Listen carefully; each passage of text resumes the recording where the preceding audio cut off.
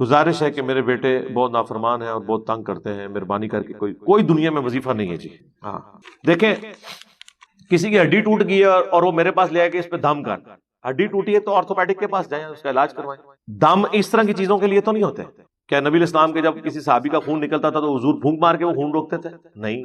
صحیح مسلم میں ہے کہ آپ علیہ السلام نے سعد بن معاذ کو اپنے مبارک ہاتھوں سے باقاعدہ داغ لگایا تھا جب خون نہیں ان کا رک رہا تھا. حالانکہ بخاری میں حدیث ہے کہ 3 چیزوں میں شفا ہے: شہد میں، کپنگ ہجامہ پچھنے لگوانا جسے ہم کہتے ہیں اس میں، اور داغ لگوانے میں. لیکن میں اپنی امت کو داغ لگانے سے منع کرتا ہوں، یعنی داغ لگانا پسندیدہ نہیں ہے. لیکن جب خون نہیں رک رہا تھا تو نبی الاسلام نے خود داغ لگایا. اس میں تیر کا جو لوہے والا حصہ ہے، یہ کوئی بھی لوہے کی چیز گرم کر کے اسے گوشت کے اس حصے پہ لگایا جاتا ہے، وہاں سے گوشت روسٹ ہو جاتا ہے اور پھر خون نکلنا بند ہو جاتا ہے. عموماً جہاں پہ رگ وغیرہ کٹ جائے نا تو اس طریقے سے کیا جاتا ہے. آج کل تو یہ ماڈرن ڈاکٹرز بھی استعمال کرتے ہیں، الیکٹرک ان کے پاس موجود ہوتے ہیں داغ دینے کے لیے. تو نبی الاسلام نے داغ لگا کے خون روکا. تو میں آپ کو اب کون سا ایسا وظیفہ بتا دوں، اس کا تعلق تو تربیت کے ساتھ ہے. اور اس کے بعد دعا کریں. دعا: اللہم ربنا آتنا فی الدنیا حسنہ وفی الآخرۃ حسنۃ وقنا عذاب النار. بخاری مسلم میں یہ دعا آئی ہے، سورۃ البقرہ میں 201 نمبر آیت کے اندر آئی ہے. تمام کاموں کے لیے یہ دعا ہے. اسپیسیفکلی بیوی بچوں کے لیے سورۃ الفرقان میں آئی ہے، ربنا ھب لنا من ازواجنا وذریاتنا قرۃ اعین وجعلنا للمتقین اماما. اے اللہ، ہماری بیویوں اور ہماری اولاد میں ہماری آنکھوں کی ٹھنڈک بنا دے اور ہمیں پرہیزگار لوگوں کا امام بنا. یعنی ہماری اولاد میں نیک لوگ پیدا ہوں اور ہم ان کے امام ہوں. یہ امام سے مراد امام مسجد نہیں ہے، فور فادرز. تو یہ دعا ہے جی سورۃ الفرقان میں آئی ہے. بالکل سورۃ الفرقان کے اینڈ پہ وہ آپ پڑھیں، یہی وظیفہ ہے. باقی تربیت سے جو معاملات ہوں گے، آپ خود نماز نہ پڑھیں، خود آپ سگریٹ پیئیں اور بچہ آپ کا نشہ کر رہا ہے اور آپ کہہ رہے ہیں جی کوئی وظیفہ بتا دیں کہ بچہ نماز شروع کر دے یا یہ سگریٹ چھوڑ دے. کوئی ایسا وظیفہ نہیں. اور اگر آپ خود نیک ہیں تو 90% یہ چانس ہے کہ بغیر تبلیغ کے بھی بچے اس راستے پہ چل پڑتے ہیں. البتہ ایکسیپشنز آر آلویز دیئر. حضرت نوح کا بیٹا بھی کافر نکلا ہے، وہ ہو سکتا ہے، لیکن عموماً ایسا نہیں ہوتا. عموماً یہی ہے کہ جس ڈگر پہ آپ چل رہے ہیں نا، آپ جو کچھ اپنے بچوں کو دیکھنا چاہتے ہیں وہ خود بنے. لیکن آپ کہتے ہیں میں وہ خود نہیں بن سکتا، ان کو میں بناؤں گا، تو سر پھر ٹائم قیامت تک لگے رہو. اور ایسا بھی ہو جاتا ہے بعض اوقات کتنے بدماش قسم کے لوگ ہیں ان کے بچے اتنے شریف ہوتے ہیں. لیکن یہ رول نہیں ہے. رول یہی ہے کہ 90% بچے 4 ہاتھ پہ ہو تو بھی اگے ہوتے ہیں. تو ایکسیپشن سے آپ یہ ڈیڈکٹ نہیں کر سکتے کہ چونکہ اس طرح کی ایکسیپشن موجود ہیں لہذا یہ ایسے ایسے سے ہو جاتا ہے. ایسے نہیں ہوتا. یا ایھا الذین آمنوا، اے اہل ایمان، لا تتخذوا آباءکم و اخوانکم، مت بناؤ اپنے ماں باپ کو، اپنے بھائیوں کو، اولیاء، اپنا دوست. کس صورت میں دوست نہ بناؤ؟ ان استحبوا الکفر علی الایمان، اگر وہ ایمان کے مقابلے میں کفر کی روش اختیار کرتے ہیں نا تو تمہاری کوئی جگری یاری ان کے ساتھ نہیں ہونی چاہیے. مطلب کیا؟ پرائورٹی اللہ اور اس کے محبوب صلی اللہ علیہ وآلہ وسلم کی نسبت ہے. ایک تمہارا رشتہ دار نہیں ہے نا اور وہ اللہ اور اس کے پیغمبر کا ماننے والا ہے نا، اس سے تمہاری جگری یاری ہونی چاہیے. اور ایک تمہارا سگا رشتہ دار بھی ہے نا، اگر وہ اللہ اور اس کے رسول کا باغی ہے تو پھر اس کے ساتھ کوئی لحاظ والا معاملہ نہیں. ہاں دنیا میں معروف طریقے سے تو وہ چلنا ہی چلنا ہے، لیکن وہ لحاظ نہیں ہوگا. حتیٰ کہ حضرت نوح علیہ السلام کا جب بیٹا ڈوبا ہے اور انہوں نے کہا یہ میرے اہل بیت میں سے ہے، تو اللہ تعالیٰ فرمایا یہ تمہارا اہل ہی نہیں ہے، کیونکہ اس کے اعمال کافروں والے ہیں. پیغمبر کے جسم کا ٹکڑا ہو کے بھی اللہ نے کہا ہے کہ یہ تمہارا رشتہ دار نہیں ہے، تو باقیوں کے رشتہ دار تو شاہی کوئی نہیں اگر وہ کفر کی روش کو اختیار کرتے ہیں. سرکار یہ قرآن والا جو دین ہے نا جی، یہ بڑا مشکل ہے. ادھر تو سب کچھ سینٹرڈ اراؤنڈ گاڈ ہے. جو گاڈ کا ماننے والا ہے وہ آپ کے سر کا تاج ہے، چاہے وہ آپ کے دشمن خاندان سے بھی تعلق رکھتا ہے. آپ نے پھر یہ لحاظ نہیں کرنا. میں آپ کو اپنا بتاؤں، ہمارے کئی ایسے ریلیٹیوز ہیں جن سے یعنی ہمارے آباء و اجداد کے زمانے سے بول چال بند، 25 30 40 سال سے ایک دوسرے کو دشمن ڈکلیئر کیا ہوا ہے، لیکن آج ان کے بچے کالج یونیورسٹیز میں اسٹوڈنٹس ہیں، یہاں آتے ہیں، ملتے جلتے ہیں، کوئی مسئلہ نہیں. ان کے سے بڑوں نے بھی آنا شروع کر دیا. یعنی اسلام ایک ایسا رشتہ ہے جو سارے رشتوں سے آپ کو آزاد کر دیتا ہے. اب ہماری نظر میں اب ہم اس چیز کو پیٹیں کہ جی ہمارے آباء و اجداد کے ساتھ انہوں نے زیادتی کی تھی یا ہماروں نے ان کے ساتھ زیادتی کی تھی. ہماری تو جہاں مرضی جائیں گی، ہم تو اپنی آخرت کی فکر میں. ہمیں تو وہ اچھا لگتا ہے جو اللہ اور اس کے رسول کی وجہ سے عز و جل و صلی اللہ علیہ وآلہ وسلم ہم سے تعلق رکھے ہوئے اور ہم اس سے تعلق رکھے ہوئے. رشتہ داریاں کیا چیز ہے؟ قریب ہونا کیا چیز ہے؟ تو یہی تو صحابہ کرام میں تھا. جنگ میں اس طرف باپ کھڑا ہے, دوسری طرف بیٹا کھڑا ہوا ہے, اور یہ بڑا مشکل ڈیسیجن تھا. شکر ہے ہمیں اس لیول پہ نہیں اترنا پڑا. ہمارے تو زیادہ ناراضگیاں ہو جاتی ہیں یا کوئی ایسا معاملہ ہو جاتا ہے, تلوار نہیں ایک دوسرے کے خلاف اٹھانی پڑتی, کوئی زیادہ گالی گلوچ کر لیتا ہے, اس سے زیادہ کوئی کیا کرے گا. تو تمہارے آباء و اجداد میں ہو یا بھائیوں میں ہو, تم ان سے محبت کی روش نہیں اختیار کر سکتے, کفر کو ایمان پر ترجیح تم نہیں دے سکتے. وَمَن يَتَوَلَّهُم مِّنكُمْ, اور جو کوئی تم میں سے ان کے ساتھ دوستی گانٹتا ہے, فَأُولَٰئِكَ هُمُ الظَّالِمُونَ, تو وہی ظلم کرنے والا ہے. اچھا, اس دوستی سے مراد آپ یہ نہ سمجھیے گا کہ حسن اخلاق سے بھی منع کیا جا رہا ہے, نہیں. تو قرآن میں واضح ہے کہ اللہ کے بعد سب سے زیادہ حق ماں باپ کا ہے. 4 جگہ قرآن میں اللہ نے توحید کے فوراً بعد ماں باپ کا ذکر کیا. اور سورہ لقمان میں فرمایا کہ اگر تیرے ماں باپ تجھے ابھارے نا کہ میرے ساتھ شرک کر, تو پھر تم نے ان کا کہنا نہیں ماننا, لیکن دنیا میں معروف طریقے سے چلنا ہے. یہ نہیں ہے کہ ماں باپ کافر ہیں اور بیمار ہو گئے ان کا علاج نہیں کروانا, نہیں, یہ نہیں. معروف طریقے سے چلنا ہے, حسن اخلاق سے پیش آنا ہے. جگری یاری نہیں ہے. جگری یاری آپ کی اس کے ساتھ ہوگی جو دین پہ چلنے والا ہے, جس کی نسبت اللہ اور اس کے محبوب صلی اللہ علیہ وآلہ وسلم کی وجہ سے. باقی ساری چیزیں بعد میں. اب جو کوئی یہ حرکت کرے گا تو اللہ تعالیٰ فرما رہا ہے پھر فَأُولَٰئِكَ هُمُ الظَّالِمُونَ, تو ایسے ہی لوگ ہیں پھر ظلم کرنے والے, وہ ظالم ہیں, اصل مجرم ہے اللہ کے حضور, جو اپنی رشتہ داریوں کو پہلے نمبر پر نبھا رہے ہیں اور دین اسلام کو سیکنڈ پرائورٹی پہ رکھا ہوا ہے. اچھا, یہ باتیں ویسے تو بڑی آسان لگ رہی ہیں, اور ہم یہ پڑھتے ہوئے سوچ رہے ہوں گے کوئی 1400 سال پرانی بات ہے, میں تو ایسا نہیں کر رہا. لیکن اگر آپ غور و تفکر کریں گے تو آپ کو بھی اندازہ ہوگا کہ مسلمانوں کی اکثریت اس رول کا خیال کوئی نہیں رکھے ہوئے.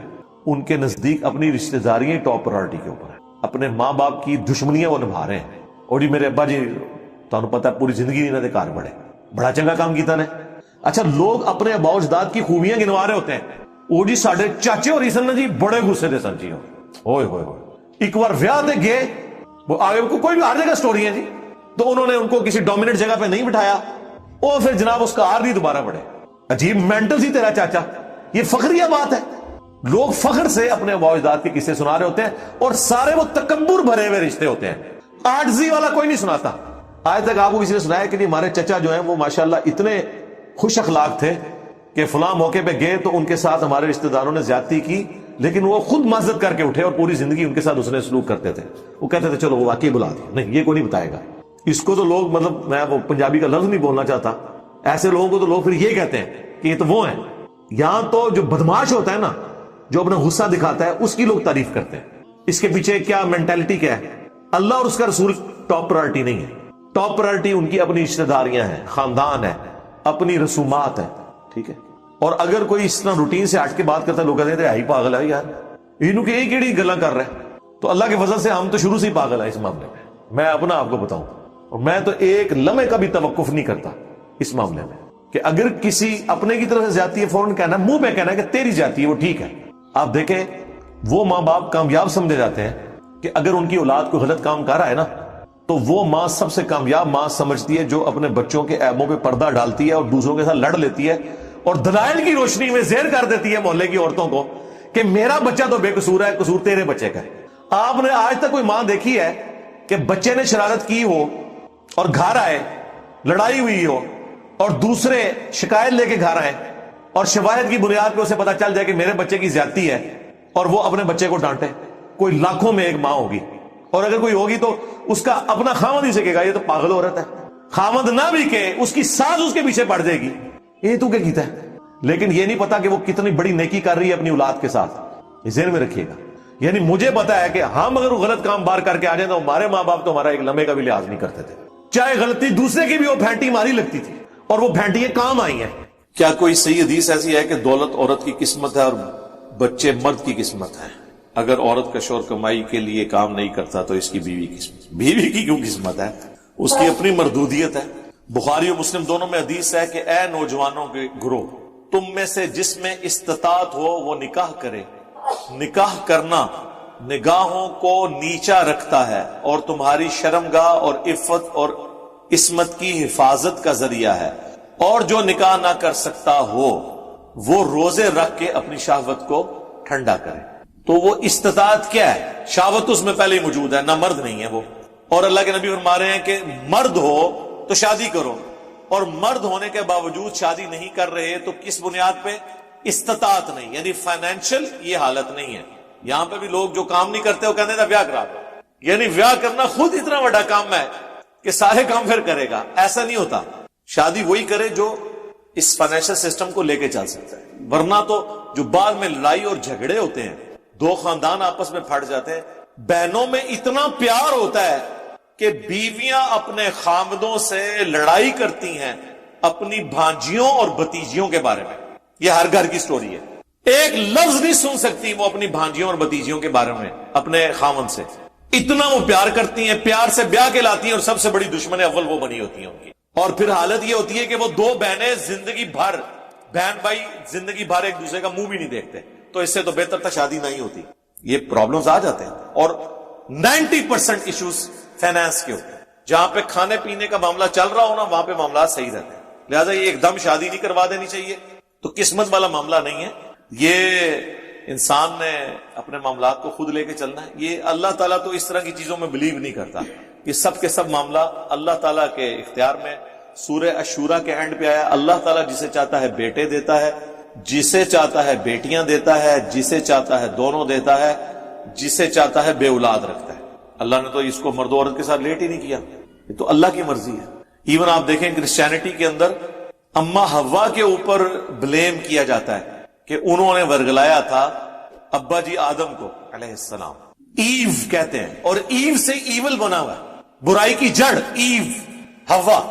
لیکن قرآن آپ کھول کے دیکھیں سورۃ الاعراف میں سٹارٹ ہی میں قصہ آدم اور ابلیس پوری تفصیل کے ساتھ آیا ہے، اور وہ تسنیہ کے سیغے کے ساتھ، ان دونوں نے یہ کیا، ان دونوں کو ہم نے یہ حکم دیا، وہ دونوں یہ کرنے لگے۔ ہر جگہ اللہ نے تسنیہ کا سیغہ ہے، سنگولر کا سیغہ یوز ہی نہیں کیا، یعنی دونوں نے غلطی کی۔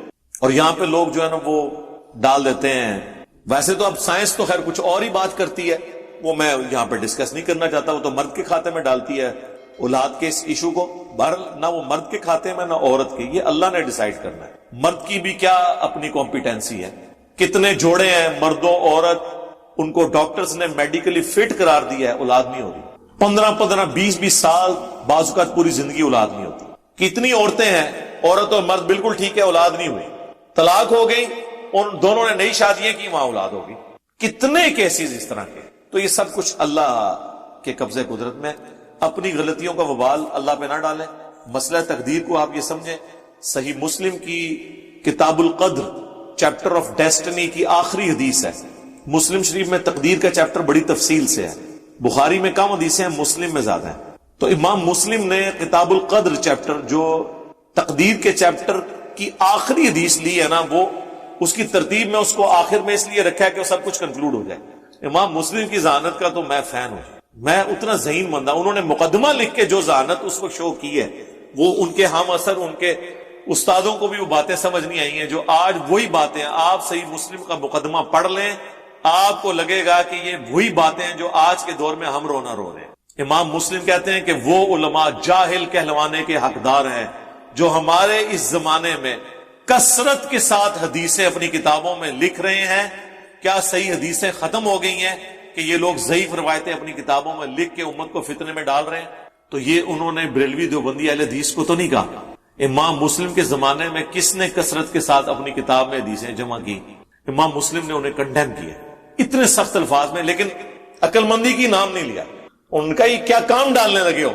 پھر انہوں نے کنکلوڈ کیا مقدمے کو دیکھو حدیث سے یا حلال و حرام اخذ ہوتا ہے یا ترغیب اور ترہیب ہوتی ہے، یعنی کسی کام کی ترغیب دلانا اور کسی گناہ سے ڈر سنانا، یا کوئی شرعی احکام اس سے استنباط کیے جاتے ہیں، یا حلال و حرام کا فیصلہ ہوتا ہے۔ ان تینوں کیسز میں صحیح حدیث ہونا ضروری ہے، کیونکہ دین کی بنیاد آپ اس پہ رکھیں۔ تو اتنے وہ سخت الفاظ کے ساتھ امام مسلم کی یہ ذہانت تھی۔ تو کتاب القدر چیپٹر میں آخری حدیث لے کے آئے ہیں تقدیر کے چیپٹر میں، کہ حضرت ابو ہریرہ کہتے ہیں مجھے نبی علیہ السلام نے یہ وصیت کی تھی۔ یہ حدیث آپ کو صبر اور توکل والے چیپٹر میں مل جائے گی، مشکات میں بھی، مسلم کے حوالے سے۔ اے ابو ہریرہ، جو چیز تمہیں نفع دے، یعنی دنیا میں جو چیز نفع دینے والی ہے بشرطے کہ وہ حلال ہو، اس کو حاصل کرنے کی کوشش کرنا، سستی نہ کرنا، کاہلی نہ کرنا، اور اللہ سے مدد طلب کرنا۔ پھر بھی اگر رزلٹ تمہارے خلاف آئے تو کبھی یہ نہ کہنا کہ میں یہ کر لیتا تو یہ ہو جاتا، میں وہ کر لیتا تو وہ ہو جاتا، اگر مگر شیطان کا دروازہ کھول دیتا ہے۔ یہ آخری حصے پہ تو لوگ ایمفسائز کرتے ہیں، پہلے حصے پہ ذرا آپ غور کریں کہ کوشش پوری کرنی ہے، سستی اور کائلی نہیں کرنی، اور اللہ سے مدد طلب کرنی ہے۔ یعنی یہ نہیں ہے کہ آپ خالی پیپر دروشی پڑھ کے پھونک کے دے آئیں، انشاءاللہ فیل ہی ہوں گے، کیونکہ آپ نے کاہلی پوری حدیث پہ تو عمل نہیں کیا۔ یعنی دنیاوی طور پہ آپ نے اپنی پوری ایفرٹ پٹ کرنی ہے، اس کے بعد اللہ سے مدد طلب کرنی ہے، پھر بھی رزلٹ آپ کے خلاف آئے نا، پھر آپ نے سمجھ لینا ہے کہ کوئی اور ہستی ہے جو یہ نہیں چاہتی کہ یہ اس طرح ہو، اور میرے حق میں وہی بہتر ہے۔ جو سورۃ البقرہ میں آئے کہ کئی چیزیں جس سے تم کراہت کرتے ہو اور اس میں تمہارے لیے خیر چھپی ہوتی ہے، اور کئی چیزیں جس سے تم محبت رکھتے ہو کہ تمہارے حق میں ہو جائیں اور اس کے اندر تمہارے لیے شر چھپا ہوتا ہے۔ اللہ جانتا ہے، تم نہیں جانتے۔ میں اپنی زندگی میں کئی واقعات آپ کو ایسے بتا سکتا ہوں پرسنل، جو اس وقت میری زندگی کے برے ترین واقعات تھے، لیکن آج میں کہتا ہوں کہ کاش وہ حادثات اس سے پہلے ہو جاتے، اس کا اینڈ رزلٹ پہلے سامنے آ جاتا، اور اس وقت یہ لگ رہا تھا کہ اس سے بڑی تکلیف میرے پہ کوئی آ نہیں سکتی۔ یہ ہر بندے کی زندگی میں ایسے واقعات ہیں، لیکن چونکہ اللہ تعالیٰ مستقبل کو فورسی کر رہا ہوتا ہے، اللہ کو پتا ہوتا ہے اس میں سے میں نے نکالنا کیا ہے۔ نبی علیہ السلام جب مکے سے مدینے کے لیے نکلے ہوں گے تو جامع ترمذی اٹھا کے دیکھ لیں، حضور پلٹ پلٹ کے کعبے کی طرف دیکھ رہے ہیں کہ اے کعبہ تو مجھے سب سے بڑھ کر محبوب ہے اس روئے عرض پہ، لیکن کیا کروں، تیرے باشندے مجھے یہاں رہنے نہیں دیتے۔ آپ کی مبارک زندگی کے 63 سالوں میں سے 52 سال مکے کی فضاؤں میں گزرے ہیں، صرف 11 سال مدینہ شریف۔ لوگ مدینہ مدینہ کرتے ہیں، ضرور کریں، لیکن مکے میں 52 سال ہمارے محبوب علیہ السلام نے سانس لیا، مدینے میں صرف 11 سال۔ آپ کا آبائی وطن بڑی مشکل سے چھوڑا، مجبوراً، آپ کی خواہش تو نہیں تھی کہ آپ کو نکال۔ تو آپ دیکھیں حضور کو دعا تعلیم کی گئی سورہ بنی اسرائیل میں، ربی ادخلنی مدخل صدق واخرجنی مخرج الصدق، اے اللہ مجھے جہاں اب تو نے داخل کرنا ہے نا، سچائی کے ساتھ داخل کرنا ہے، اور مجھے جو یہاں سے نکال رہا ہے نا، سچائی کے ساتھ نکالنا، اور اے اللہ اپنی طرف سے میرے لیے کوئی مددگار مقرر کر۔ وہ آپ کے ساتھی بھی تھے، حضرت جبرائیل بھی تھے۔ بخاری مسلم کی حدیث ہے نا کہ علی کی میرے ساتھ وہی نسبت ہے جو ہارون کی موسیٰ کے ساتھ۔ تو شیعہ اس آیت سے کہتے ہیں حضرت علی مددگار ہوئے، بالکل حضرت علی بھی مددگار ہیں، حضرت ابوبکر عمر عثمان بھی مددگار ہیں، اور سیدنا علی کی تو عمر 8 سال تھی جب نبی علیہ السلام نے اپنی دعوت و تبلیغ کا آغاز کیا۔ اس وقت دوسرے اصحاب جو بڑی عمروں کے تھے انہوں نے حضور کی فزیکل پروٹیکشن کی ہے نا۔ سیدنا علی تو 8 سال کے تھے، 8 سال کا بچہ کیا کر سکتا ہے؟ اس زمانے میں کون؟ سعد بن ابی وقاص، عبد الرحمن بن عوف، سیدنا ابوبکر، یہ لوگ جو بڑی عمر کے لوگ تھے، تو حضور کے ساتھی اللہ نے ان کے ساتھ اٹیچ کیے۔ تو نبی علیہ السلام جب مدینہ شریف کے لیے جا رہے ہوں گے تو آپ کو کتنے خیال آ رہے ہوں گے، یار میں نے 13 سال محنت کی، صرف 125 بندے میں بنا سکا، لیکن ان کو بھی مجبوراً مجھے نکالنا پڑ رہا ہے۔ تھا نا دماغ میں، کیوں نہیں ہوگا؟ کیا اس وقت اللہ کے نبی کو یہ بات پتا تھی کہ 13 سال میں تو 125 ہوئے ہیں، اگلے 13 سال کے اندر رومن اور پرشین امپائر بھی آپ کے غلاموں کے قدموں میں ہوگا؟ اس وقت کوئی بتاتا بھی تو لوگ مذاق اڑاتے، جیسا کہ وہ غزوہ خندق کے موقع پر مذاق نہیں اڑایا تھا منافقین نے کہ ہم تو پیشاب کرنے کے لیے باہر نہیں نکل سک رہے، سامنے سے تیر آ جاتے ہیں خندق کے پار سے، اور یہ نبی کہہ رہا ہے کہ رومن اور پرشین امپائر گرے گی۔ عمر سیریز میں انہوں نے وہ دلائل النبوہ امام بیہقی کی جو کتاب میں وہ حدیث فلمائی نہیں ہے، جو ایک پتھر نہیں ٹوٹ رہا تھا تو حضور علیہ السلام کو بلایا گیا، آپ نے 3 دفعہ اس پہ کدال مارا۔ پہلی دفعہ فرمایا اللہ نے مجھے یمن عطا فرما دیا، دوسری دفعہ فرمایا کہ اللہ نے مجھے رومن امپائر دے دی ہے، میں تو وہاں کے وہ رومن امپائر کا جو محل ہے وہ بھی دیکھ رہا ہوں، تیسری دفعہ فرمایا پرشین امپائر بھی۔ اور اگر تم اپنے نبی پہ یقین رکھتے ہو کہ وہ سچا پیغمبر ہے تو اللہ کے وعدے پہ یقین رکھتے ہو۔ دیکھیں پھر صحابہ نے ایسا یقین کیا ہے کہ کانفیڈنس ان کا لوز ہی نہیں ہوا۔ ورنہ مجھے بتائیں اللہ کی نبی کی وفات کے بعد جب ہزاروں لوگ مرتد ہو جائیں، اس قبائلی سسٹم میں جہاں قبیلے جب مرتد ہوتے تھے تو پورے پورے قبائل ہی، چونکہ ایک سردار مرتد ہوتا تھا نا تو وہ پورے پورے قبیلے ہی نکل جاتے تھے، وہاں پہ چند اصحاب اتنے کانفیڈنٹ ہوں کہ ہر محاذ کے اوپر جنگ کھول لیں۔ حضرت ابوبکر صدیق منکرین زکات کے خلاف بھی، مرتدین کے خلاف بھی، 2 جھوٹے پیغمبر ان کے خلاف بھی، اور پہلل میں رومن امپائر کے لیے بھی بھیجا ہوا ہے جناب اسامہ ابن زید کو۔ تو اتنے بڑے بڑے اصحاب بھی وہ بھی کہہ رہے ہیں کہ حضرت اتنے محاذوں پہ تو آپ جنگ نہ کھولیں یہ تو مدینے پہ حملہ کر کے لوگ قبضہ کر لیں گے دارالخلافہ کے اوپر، تو ہم کیا کریں گے؟ انہوں نے کہا اللہ کے نبی کا وعدہ ہے یہ سب فتوحات ہونی ہے۔ پھر آپ دیکھیں وہی ہے، آدھا جو پرشین امپائر تو حضرت ابوبکر کے دور میں گر گئی تھی، باقی کا جو ہے وہ سیدنا عمر اور سیدنا عثمان کے دور میں جا کے آپ دیکھ لیں رشیا افغانستان تک فتوحات ہو چکی تھی، ایک مختصر جماعت کا اتنا کانفیڈنس اللہ کے اندر۔ تو یہ تقدیر کے جو معاملات ہیں، وہ تقدیر کا مطلب یہ نہیں ہے کہ آپ نے کوشش نہیں کرنی ہے، کوشش بھی کرنی ہے، لیکن اگر رزلٹ خلاف آئے تو نبی رسول نے فرمایا کہنا ہے، یہ نہیں کہنا اگر مگر سے مراد یہ نہیں ہے کہ مطلب یہ تو انسان کہہ سکتا ہے کہ اگر میں نے محنت کی ہوتی تو میں پاس ہو جاتا، تو یہ تو اگر کہنا ہے، نہیں کی تھی نا تائیں فیل ہوا ہے نا، لیکن کوئی ناگہانی آفت آ گئی، کوئی ایکسیڈنٹ ہو، بندہ بیمار ہو، تو اس میں میری بہتری تھی۔ اور اس کے اینڈ پہ آپ نے کہنا انا للہ و انا الیہ راجعون، جو ہمیں قرآن نے دعا سکھائی، جو مولا علی کا قول ہے کہ میں نے اپنے ارادوں کے ٹوٹنے سے اللہ کو پہچانا۔ حقیقت بات، ارادوں کا ٹوٹنا، آپ کو سب کچھ حالات و واقعات آپ کی فیور میں ہو، پھر بھی رزلٹ آپ کے خلاف آئے، تو یقیناً اس میں کوئی ایسی حکمت چھپی ہے جو بعد میں ظاہر ہو۔ ہماری اکیڈمی آپ دیکھ لیں، میری زندگی میں تو میں آپ کو کئی واقعات بتا سکتا ہوں، وہ بالکل پھر پرسنل نوعیت کے ہیں، اگرچہ اس کے فیکٹ پوری دنیا کے اوپر ہیں۔ ہمارے جو حیدر بھائی کہتے ہیں کہ اکیڈمی تو چھوٹی سی ہے لیکن فتنہ عالمی ہے۔ یہ اکیڈمی میں کتنے 250 300 400 بندے آ جاتے ہیں۔ جب ہم نے دعوت کا کام شروع کیا تھا تو ایک چھوٹی سی مسجد میں درس دیتا تھا، 2008-9 کی بات تھا، تو وہ ظاہر ہے وہ سچی بات تو کسی کو بھی ہضم نہیں ہوتی۔